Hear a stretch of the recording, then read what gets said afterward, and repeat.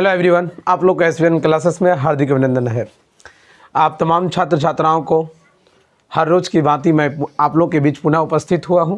जैसे कि आपने देखे कि इससे पहले वाली वीडियो में आपने 4.2 के बाद 4.4 को कंप्लीट करने के बाद मैं आप लोग के बीच पुनः उपस्थित हुए हैं समांतर श्रेणी को लेकर के, जिसमें कि आपको क्या होगा, प्रश्नावली के जो कॉन्सेप्ट है, जैसे कि आपने इससे पहले वाली वीडियो में आपने देखे कि हर एक अध्याय के जो मोस्ट क्वेश्चन होते हैं, हर एक अध्याय के जो इम्पोर्टेंट सारे क्वेश्चन होते हैं, जो एग्ज़ाम के दृष्टि से होते हैं, वही क्वेश्चनों को लेकर के हम आपके बीच उपस्थित होते हैं। तो आज हम लोग का जो पारी आता है वो प्रश्नावली आता है। एक्सरसाइज जो आता है हम लोग का वो 5.1 से लेकर के 5.3 की ओर चलेंगे। देख पाएंगे कि आज हम लोग के पास कहाँ तक लेकर जा पाते हैं। चलते हैं बच्चों बिना देर किए हुए। देखिए, सबसे पहली बात इसमें कॉन्सेप्ट है, और अगर आप कॉन्सेप्ट सीख जाते हैं तो हमको नहीं लगता है कि सवाल में कोई दम है, क्योंकि यह जो है एक हम लोग के सामने, हम इससे पहले कभी पढ़े नहीं हैं। समांतर श्रेणी में आप जो देखते हैं, एपी का नाम दिया है, इसको क्या नाम दिया है? एपी का नाम, जिसको कि एपी का फुल फॉर्म क्या होता है? अर्थमेटिक प्रोसेसिंग, ये ना था। जिसमें इसमें क्या होता है? प्रोसेस होता है, वही हो गया। इसमें होता क्या है? एक समांतर श्रेणी के क्रम में होते हैं, जैसे कि आप लोग जानते हैं इससे पहले वाले चैप्टर में, मतलब इससे पहले वाले क्लास में हम लोग कभी पढ़े नहीं हैं। इससे पहले वाले चैप्टर, मतलब पहले वाले क्लास में कभी पढ़े नहीं है, इस तरह का चैप्टर को पढ़े नहीं। लेकिन इस चैप्टर में जो दिया है हम लोग को क्या है, ईजिली कर दिया है। ठीक है, ईजिली क्या कर दिया, बच्चे को आसान तरीके से इसको बना सके और बच्चे समझ सकें। ठीक है, इसलिए इसमें इजी टाइप से दिया गया और सब आसान है। एक भी प्रश्न ऐसा नहीं है कि आपको लगेगा कि हम नहीं जानते। एक बार एक से अच्छे ढंग से अगर समझ जाते हैं तो आपको कहीं भी दिक्कत नहीं होगा। तो चलते हैं बच्चों बिना लेट किए हुए आपकी प्रश्नावली की ओर, जो मोस्ट पॉइंट है उनको लेकर के।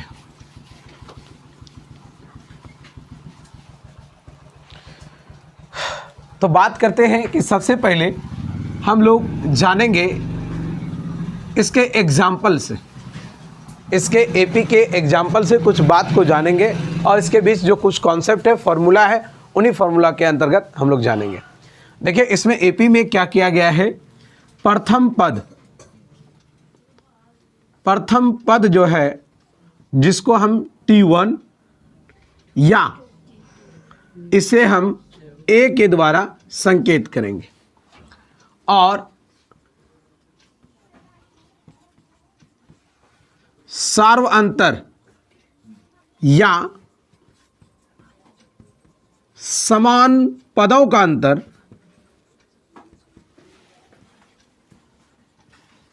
अंतर को डी से संकेत करेंगे, संकेत। समझ में आया? देखिए, मैंने क्या लिखा, प्रथम पद को चाहे आप T1 कहेंगे या तो फिर ए कहेंगे, और जब एपी के पद होंगे, पदों का जो अंतर होंगे, क्रमगत अंतर होंगे, वह क्रमगत अंतर पदों को हम क्या कहते हैं, छोटी डी के द्वारा संकेत करेंगे। चलिए, एपी के अंतिम पद को आप ए एन कहेंगे। क्या कहेंगे? ए एन कहेंगे, और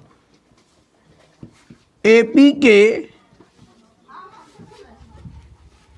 ए एन कहेंगे या एल कहेंगे।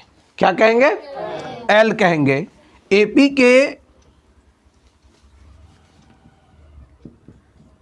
के अनवा पद के लिए, एनवा पद कहने का मतलब कोई भी एपी का पद होगा, वो यहाँ एन नंबर लगा होगा, इन्हीं पदों के लिए फॉर्मूला हो जाता है ए प्लस एन माइनस 1 आई इंटू डी हो जाएगा। ठीक है, कहने का मतलब है कि यदि मेरे पास यहाँ 2 दिया जाए तो n का मतलब मेरे पास कितना हो गया? 2। तो a plus 2 minus 1 Guna d, अर्थात a का दूसरा पदों के लिए a प्लस 1 इंटू टी, अर्थात आपके पास a प्लस d हो जाएगा दूसरा पदों के लिए। ठीक है, इस प्रकार से आप nवां पद का पता लगा सकते हैं। फिर आता है एपी के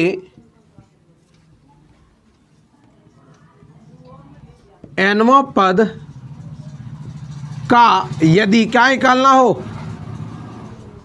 योग निकालना हो, तो योग का यदि एपी के nवां पद का, सीधा एक चीज करो ना, का योग को Sn कहते हैं। क्या कहते हैं? Sn कहते हैं। एपी के nवां पद का योग बराबर n/2 2a n-1 into D. ठीक है, इसको और कुछ लिख सकते हैं, या n/2 दिख रहा है नीचे क्या? बस यही है, यही लाइन ना। देखिए a plus a plus n-1 into D. अब आप इसको थोड़ा सा देखिए, n/2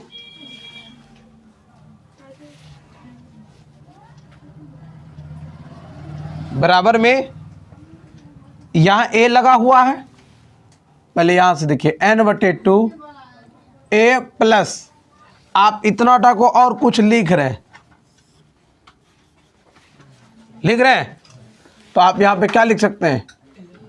an ये लिख सकते हैं, या Sn को n/2 a प्लस, अब an को और कुछ लिख सकते हैं, an को क्या लिख सकते हैं?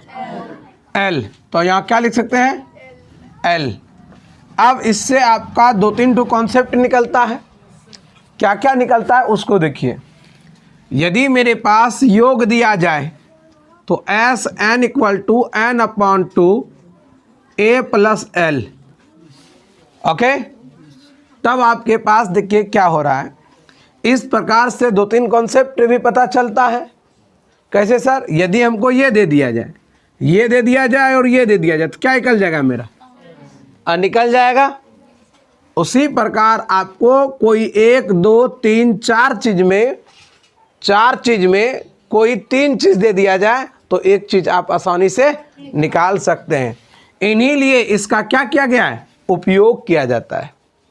ठीक है, अब आपको बता देते हैं, यदि एपी का क्रमागत बढ़ रहा हो, यदि एपी का क्रमागत T1 पॉजिटिव है, T2 भी पॉजिटिव है और T3 भी पॉजिटिव है, अगर इस तरफ से बढ़ता जाए क्रमागत, वह बढ़ता जाए, वो भी धनात्मक में मान, ध्यान दे, अगर वह पदों, वह एपियों का पीछे से अगर ज्ञात करने कह दे, पीछे से ज्ञात करने के लिए कह दे कि पीछे से अंतिम से पद ज्ञात कीजिए, अंतिम से पद ज्ञात कीजिए, बस आपको कुछ नहीं करना है, अंतिम वाला ही पद को हम a मान लेंगे और पदों का जो अंतर दिया है अगर वह प्लस में है तो हम उसको क्या कर लेंगे? माइनस में।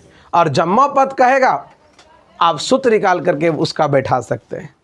मेरा कहने का मतलब यह रहा, जैसे कि आपको यहाँ पर दे दिया 2 4 6 8 10, कोई दिक्कत?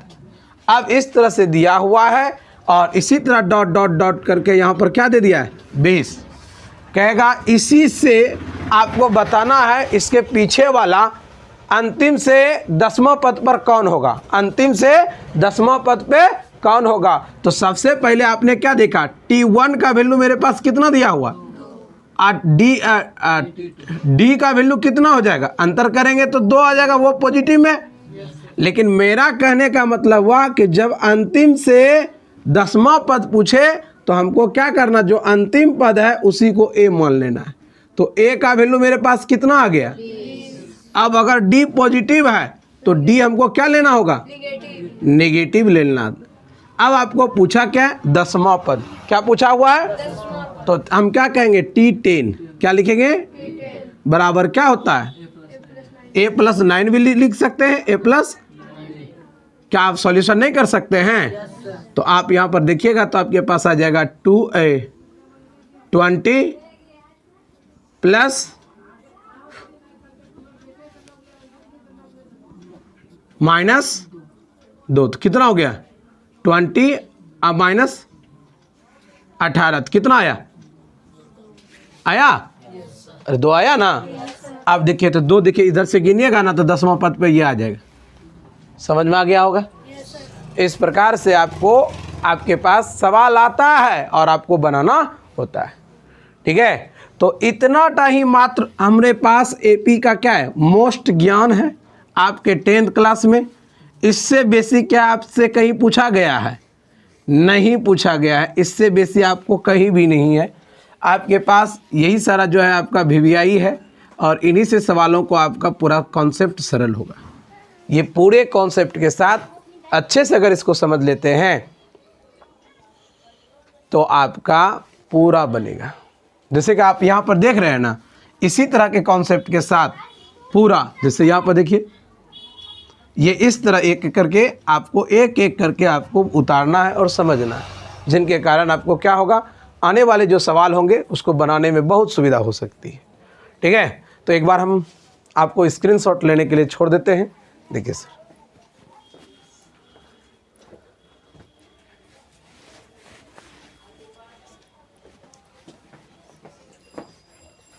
चलते हैं। इसके बाद हम लोग का प्रश्नावली की ओर अग्रसर होते हैं।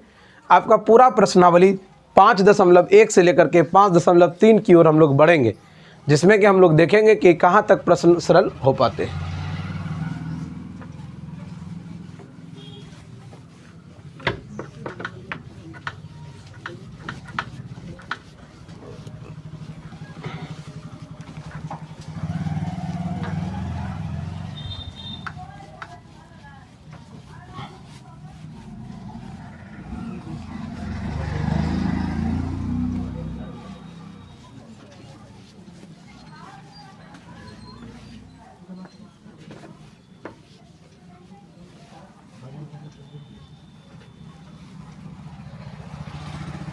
देखिए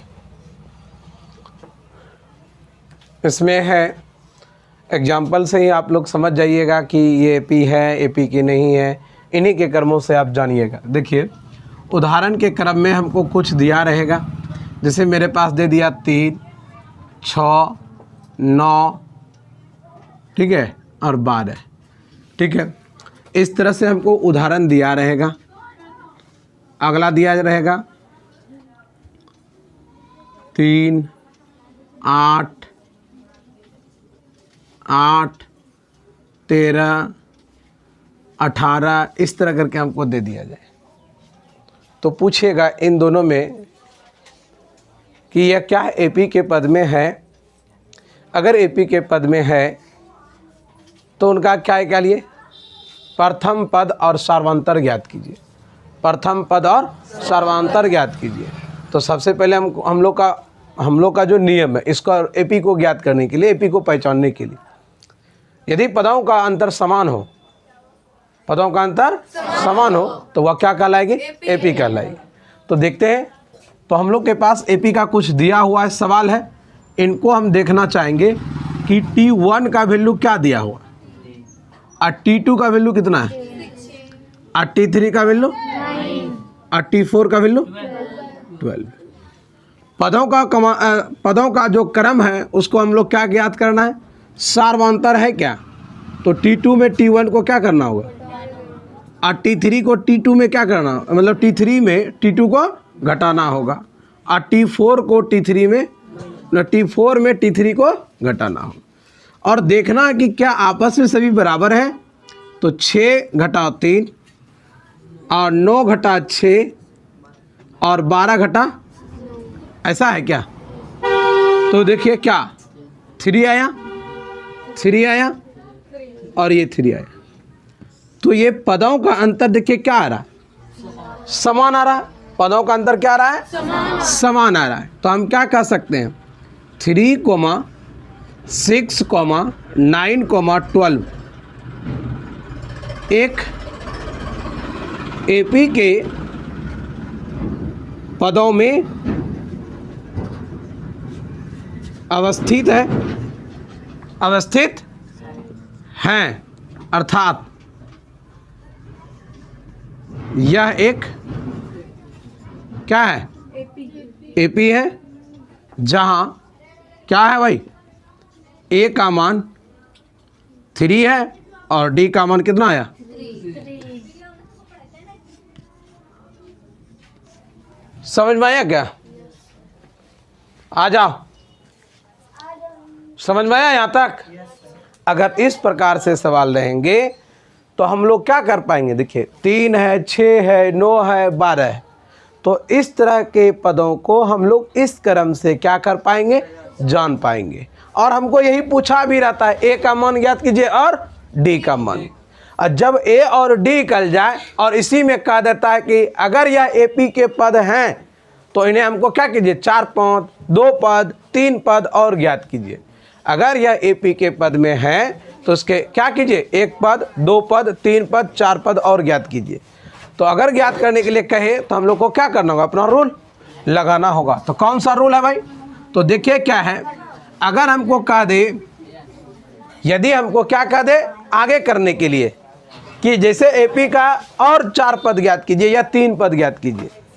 हम लोग के पास जहाँ तक एपी है उन्हीं एपी से 2 पद और ज्ञात कीजिए बेसी। तो हम लोग के पास कितना पद है, 1 पद, 2 पद, 3 पद, 4 पद। तो 2 पद और का, तो 2 पद हो गया तो कितना हो गया, 5 पद और 6 पद, यही हो गया ना। तो 5वां पद के लिए आपको बताया था, nवां पद के लिए हम लोग फॉर्मूला का प्रयोग करते हैं। तो n का वैल्यू क्या कर रहा है, 5 है। n का वैल्यू कितना है, तो हम लोग क्या कहेंगे, देखिए nवां पद के लिए और एक ऐसा कॉन्सेप्ट है, ध्यान दीजिए। ए और डी के बीच जो संबंध है, ए और डी के बीच का जो संबंध है, करना क्या है, ध्यान देना योग्य यह बात है, जब भी आपको जिस पद का बात कहे उसमें एक कम डी लगा देना है। क्या करना है, एक कम डी लगा देना। तो आप यहाँ पर कितना लिखा हुआ है, तो हम इसको क्या कहेंगे, a प्लस, तो अब इसको क्या लिखिएगा, क्या कहेंगे, 5D। तब इसका पद क्या होगा, a का वैल्यू आपके पास अवेलेबल है, तो क्या कहेंगे 3 प्लस 4 इंटू डी का वैल्यू कितना है, तो 3। तो आपके पास 4 प्लस 4 3 जा 12 और 12 और 3 15। तो आपका T5 का वैल्यू कितना आ चुका है, 15 आ चुका है। अब देखिए इसका A का वैल्यू कितना है, 3, 5 इंटू 3, तो 3 आ प्लस 5, 5 3 जा 15 और 15 3 18। क्या इस प्रकार से सवाल नहीं बनेगा, बन जाएगा? आगे चले, चलिए। इसी प्रकार से आपका प्रश्नावली 5.1 का जो कॉन्सेप्ट है, जो भी आपका इम्पोर्टेंट है मैं सारा चीज़ बता देता हूं और टिक कर देता हूं। आप इनको बना लीजिएगा। हम लोग प्रश्नावली 2 में चलेंगे, ठीक है।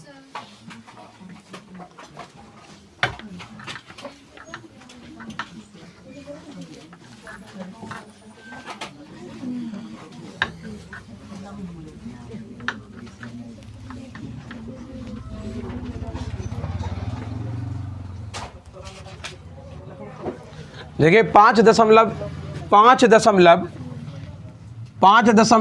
का जो कॉन्सेप्ट है, जो पूरा VVI है, वो क्वेश्चन है 2 नंबर का, टोटल बना लीजिएगा। 2 नंबर का वो है 5, पाँचों बनाना है, 1 2 3 4 और 5। ये टोटल क्लियर करना है 2 नंबर का। उसके बाद 3 नंबर का बना लीजिएगा, 3 नंबर का 1 से लेकर के 4 तक है ना, चारों तक क्लियर करना है। और 4 नंबर का 2 नंबर बनाना है, 3 नंबर बनाना है, 4 नंबर बनाना है, 5 नंबर बनाना है, 6 नंबर बनाना है, 6 हो गया, 8 बनाना है, ठीक है। और आपका दे दिया है 9, ठीक है। अब इधर आपका टोटल बनाना होगा, 9 से लेकर के आपको 15 तक है मात्र, ठीक है। इस तरह आप देख लीजिएगा, ये जो बार बार पूछे गए प्रश्न हैं इसी प्रकार से आप देख लीजिएगा, इसे वैसे नहीं है। और एक फॉर्मूला है इसके अंतर्गत, चक्रवृद्धि ब्याज और मिश्रधन ब्याज और साधारण ब्याज, इसमें कुछ है एक ठो, उसका बताएंगे। पहले इसका आपका 5.1 का जो वीवीआई प्रश्न है ये इस प्रकार था और मैंने आपको सारा चीज़ बताया। चलिए हम आगे की ओर अग्रसर होते हैं, देखते हैं कि 5.2 का वीवीआई क्या है।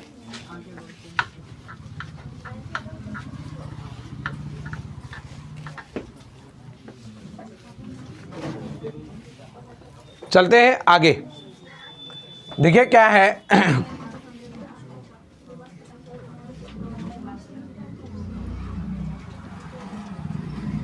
प्रश्नावली 5.2 एक्सरसाइज जो है 5.2 में सबसे आसान प्रश्न है। इसमें आपको दिया रहेगा सब चीज़, एक पद को ही खाली कर देगा और आपको फाइंड करना, ज्ञात करना होता है, खोजना होता है वह मान क्या है। सब मान दिया रहेगा, एक पद खाली कर दिया जाएगा, आपको पदों को व संख्याओं को ज्ञात करना होगा, यह वो क्या है, वह है क्या, कौन सी उसके स्थान पर कौन सी संख्या है, इन्हें ज्ञात करनी है, ठीक है। तो चलते हैं, देखिए प्रश्नावली में क्या है।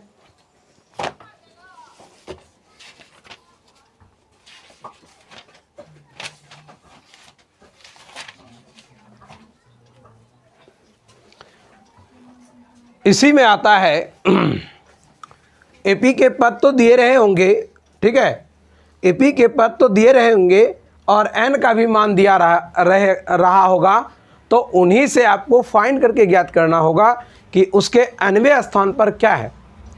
जैसे कि मैं एक एग्जांपल, यहाँ हमारे बुक में भी दिए गए हैं एग्जांपल, देखिए क्या दिया है। उदाहरण नंबर 3 को देखिए, ये भी आपका एग्जाम में आते रहता है। एग्जाम में देखिए किस दृष्टि से है, जैसे कि हमको कहा 2,7,12 है का 10वां पद पूछ रहा, तो कितना आसान हो गया, T1 है, T2 है और T3 है। तो T1 का वैल्यू कितना है, T2 का वैल्यू, T3 का वैल्यू 12। तो आपके पास T1 बराबर क्या हुआ, A हुआ, उसके बाद T2 माइनस क्या हुआ, T1 हुआ, और T3 माइनस T2 हुआ। अब आपके पास क्या है, T2 माइनस T1, तो T2 का मान कितना है 7 माइनस 2, और इसमें देखिए 12 माइनस 7, तो क्या आता है 5 बराबर 5।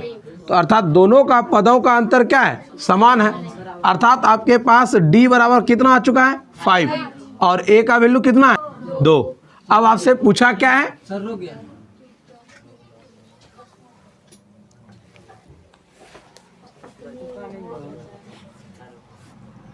अरे बैटरी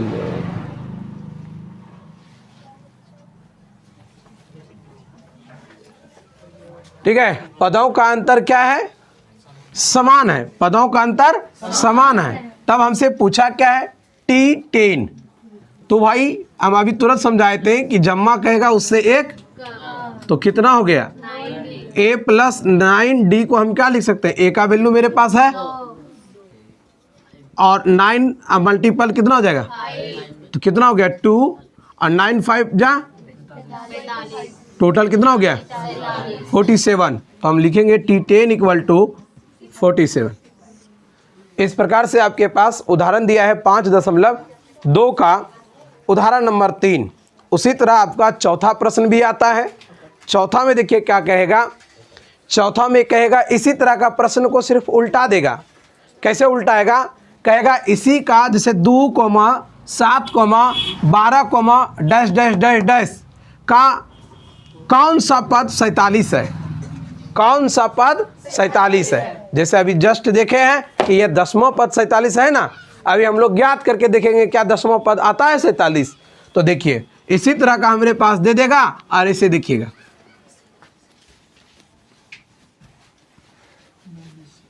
इस तरह से करके क्या देगा डैश डैश डैश, यहां जाकर के क्या देगा 47। कहेगा कौन सा पद जो है वह क्या है 47 है। तो कौन सा पद का तो यहाँ क्या हो गया नंबर खोजना है। क्या खोजना है? नंबर खोजना है।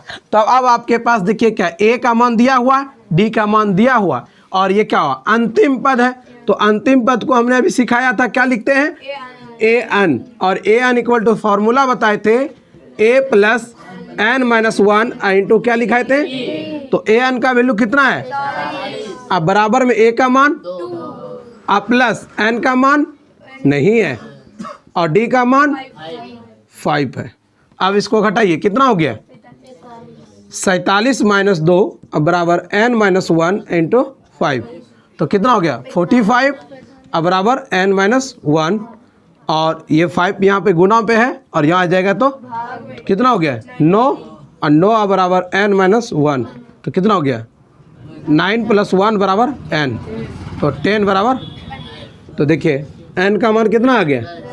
क्या 10वां पद है? इस प्रकार से आपको दिया जाएगा एपी में, और एपी में आपको पदों की संख्या भी बतानी है और वहाँ पद भी बताना है, एनवां पद भी बताना है और पदों की संख्या भी बतानी है। सर पहचानेंगे कैसे कि एनवां पद कह रहा है कि संख्या पूछ रहा है? तो आपको यहाँ लिख करके साफ देता है कौन सा पद है। अगर कौन सा पद कह दिया तो ए निकलेगा और एनवां पद क्या है तब ए निकालना है। ठीक है, इस प्रकार से आपको ज्ञात करना है। तो अब आपके प्रश्नावली में जो सवाल के रूप में दिया गया है और कुछ एक टाइप दिया है। टाइप क्या है मैं उनको बताना चाहूँगा।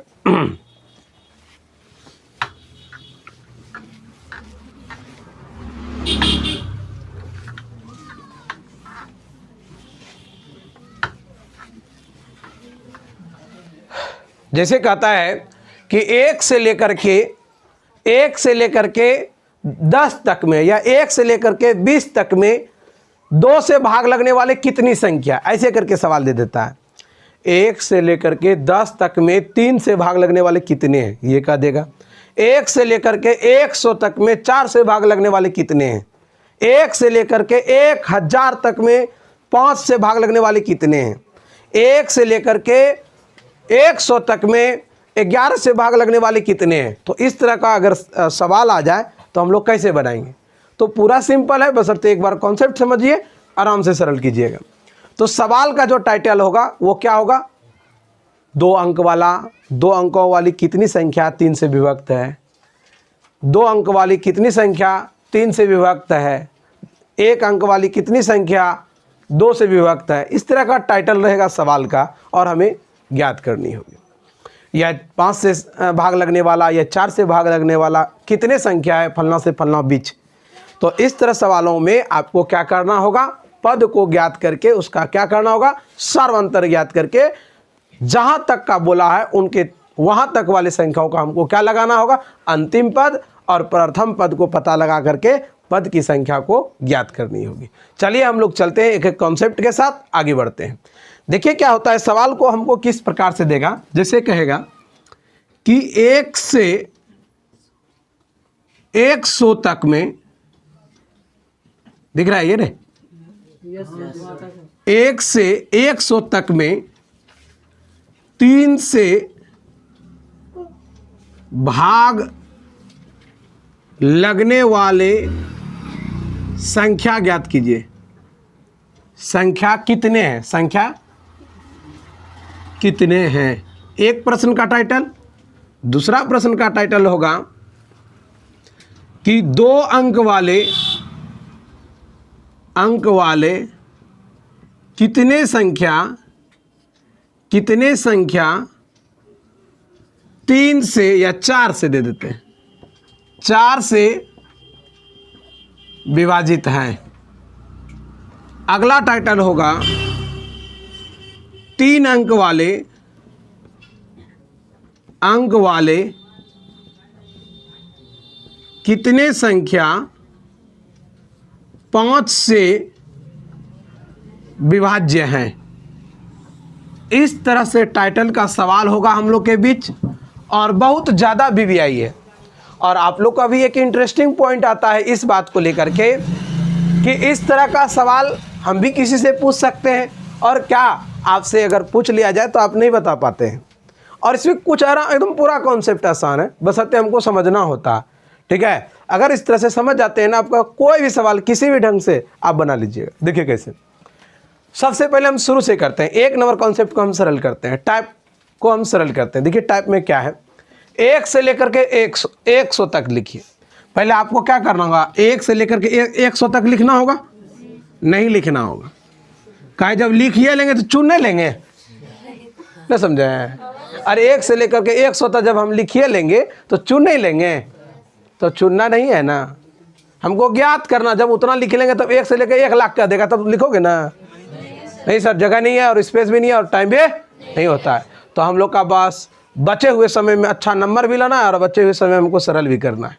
ठीक है, देखिए सर, तो 1 से लेकर के 100 के बीच में आना है, जिसमें कि 3 से भाग लगने वाला। तो पहले 1 से स्टार्ट कीजिए। 1 2 3 4 5 6 7, कोई दिक्कत, यहाँ तक लिए हैं।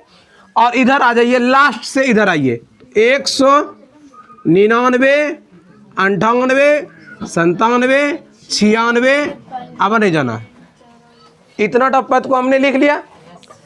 देखिए सवाल बहुत इंटरेस्टिंग है और इसी चैप्टर से आपको 8 नंबर या 7 नंबर का क्वेश्चन आता है। अगर आप कॉन्सेप्ट को समझ जाते हैं तो बिहार बोर्ड में 10 नंबर तक लाने की कैपेसिटी हो जाएगी। क्यों?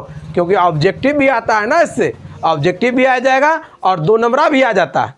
2 नंबरा 1 से 2 ठो आ जाता है, 2 से 3 ठो आ जाता है, कभी कभी 3 ठो आ जाता है, कभी 4 ठो आ जाता है। तो 4 दूनी 8 और जब ऑब्जेक्टिव आ जाए 1 2 ठो आता है ना, 3 4 ठो, तो बस पकड़ के एकदम लभा नहीं दोगे क्वेश्चन को। चलिए भाई, यहाँ तक क्लियर हुआ। देखिए ऐसे सवाल को इसी तरह कॉन्सेप्ट के साथ सरल किया जाता है। अब आप सोचिए थोड़ा सा, 3 से भाग लगने वाला इनमें कौन कौन है, तो फटाफट चुनना शुरू कर दीजिएगा। 3 3 6, तो पहला पद कौन हुआ, दूसरा पद कौन हुआ, अब तीसरा पद भी आप जान गए होंगे। ऐसा समझ में आया? अरे 9 भी हो जाएगा तुमका, 3 में 6 3 9। अब इधर से देखिए, लास्ट पद में आ जाइए। लास्ट पद में आप क्या देखें, 96 इसमें लग रहा है और इसमें भी लग रहा है ना। तो लास्ट वाला पद यही हो गया। तो इसे डॉट डॉट डॉट डॉट आप क्या कहेंगे, an बराबर कितना आ गया। चलिए, अब आपको कभी कभी तकलीफ यह होता है कि लास्ट वाला पद हम नहीं जान पाते हैं कि कैसे विभक्त होगा कि नहीं होगा। तो आपने क्या किए, 2-3 ठो पद इधर से लिए और 2-3 ठो पद इधर से लिए, तो आपको पकड़ में आ गया। लेकिन जब बड़ा बड़ा डिजिट होगा तो आप कैसे ज्ञात कीजिएगा, तब आपको क्या करना है, उसके लिए एक नियम है। नियम क्या है, अभी तुरंत पकड़ लीजिएगा। देखिए जैसे हमको 100 का अंदर कहा ना, तो आप 100 में कितना भाग दे दीजिएगा, 3 से भाग दीजिएगा। तो 3 से भाग दीजिएगा तो कितना आया, देखिए तो कितना आया, 99, 33 या 99, कितना बचा 1। आप इसको जिससे भाग दिए ना उसमें घटा दीजिएगा, कितना आया, 2 आया। लेकिन जैसे 2 आया, अगर आपका सन्निकट मान पूछे, अर्थात इसके बाद या आगे कहे, अगर जो शेषफल बचा तो खाली इसे घटा देंगे तो आ जाएगा खाली 2 अंक वालों में। लेकिन इसके समथिंग में कौन और कोई संख्या है, जैसे आपको 100 के बीच का, तो 100 के बीच वालों में सिर्फ शेषफल को ही घटाना, सिर्फ शेषफल को ही घटाना। जैसे 100 हुआ तो 100 में 1 को घटा दिया तो मेरे पास कितना आया, 99। बस 99 आपकी क्या होगी, वह भाग से होगा जो उसका गुणांक होंगे, मतलब इसका गुणांक होंगे। लेकिन अप्रॉक्स मतलब इसके समथिंग में पूछे कि कौन है, तो आपको क्या कर देना होगा, इसका शेषफल को घटा करके इसमें जोड़ देना था। तो 102 भी देखिएगा 3 से विभक्त हो जाती है। हो गया 102 भी, अरे 34 तिया कितना हुआ, 102 नहीं हुआ वो, तो 33 तिया 99, तो 34 तिया 102, तो 3 का अंतर 99, 3 112 ना 102 नहीं हुआ रे। चलिए सर, तो समझ में आ गया कि लास्ट पद मेरा कितना है। देखिए इस ट्रिक से भी आप निकाल सकते हैं, मेरा निकल चुका। अब आपके पास आता है, आगे की ओर चलते हैं। आगे का पद निकालने के लिए आपको भी यही तरह से कर सकते हैं। कैसे सर?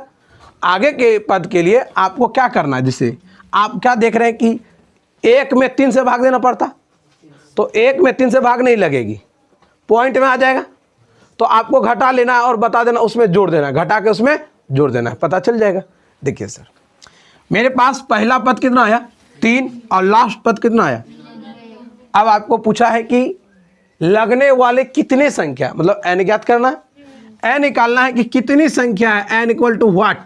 तो हम कहेंगे, अब देखिए T2 माइनस T2 और माइनस T1 और T, अब बस इतना टा ही रहने दिया, और एक टू कर देते हैं T3 माइनस T2। आप दोनों का बराबर करके देखिए, और इधर से T1 इक्वल टू क्या हुआ, A हो जाएगा। अब आप आगे देखिए, इस पद के लिए 6 और माइनस 3, और इधर कितना हो जाएगा भाई 9 और माइनस 6, कितना हो गया 3, और इधर भी क्या हो गया, ये हो गया। अब आपके पास क्या हुआ, T1 का वैल्यू कितना हो गया, कितना हो गया 1। ये आपका 1 कैसे हुआ, या पहला पद लगने वाला 3 है ना, तो 3 हो जाएगा। अब देखिए आपके पास क्या आया, A का मान 3 और D का भी मान 3। अब आपके पास क्या दिया हुआ, an का मान दिया हुआ, an का वैल्यू कितना है 99। अब देखिए a plus n minus 1 into D बराबर क्या हो गया 99। अब a का मान 3, n का मान नहीं पता है, d का मान 3, 99।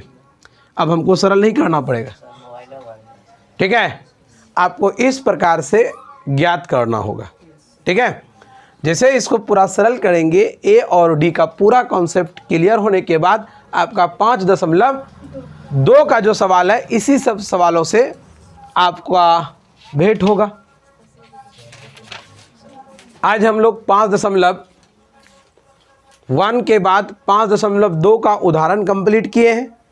इसके बाद हम मिलते हैं आपको 5.2 के प्रश्नावली में। आज के लिए हम आप लोग को यहीं तक रहने देते हैं, मिलते हैं आपको अगले वीडियो में।